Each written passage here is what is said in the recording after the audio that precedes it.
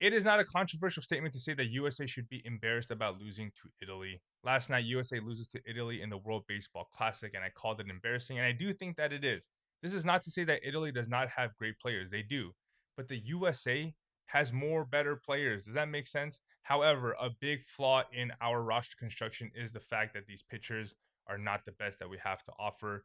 I do understand the injury risk. I know that all of you fans of particular teams with these players do not want to see these guys on the world stage. As a Dodger fan, I know that a lot of you guys don't like seeing Yamamoto out there, did not want to see Shohei pitching, did not want to see potentially Roki pitching. You all want these guys to stay healthy, and I understand that, but you can't help but feel a little bit patriotic when we're playing against these other countries in a big tournament, and we do not have our best guys out there. Paul Skeens, he is one of our best guys. He dominated.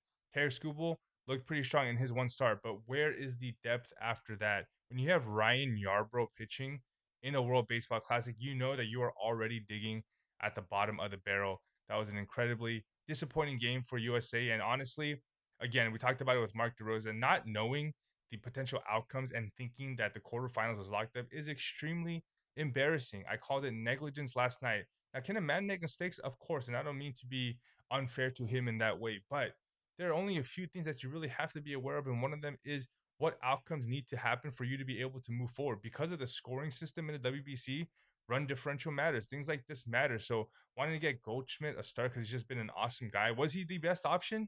You have to answer that question. If it's yes, then fine.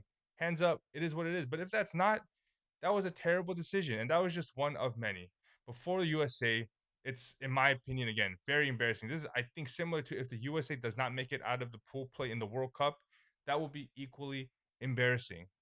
This is not an offense to those other countries, but when you think about it, USA should be fighting for the top in the world in baseball. We have a lot of the best players. So again, a night after, I'm still disappointed. The Bam Adebayo thing, I just want to add this to the end. I am glad that the internet is responding in, I think, the correct way.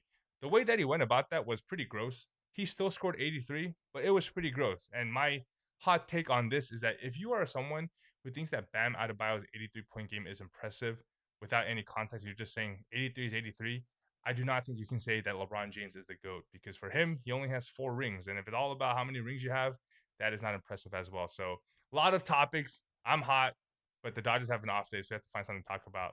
Let's go, Dodgers.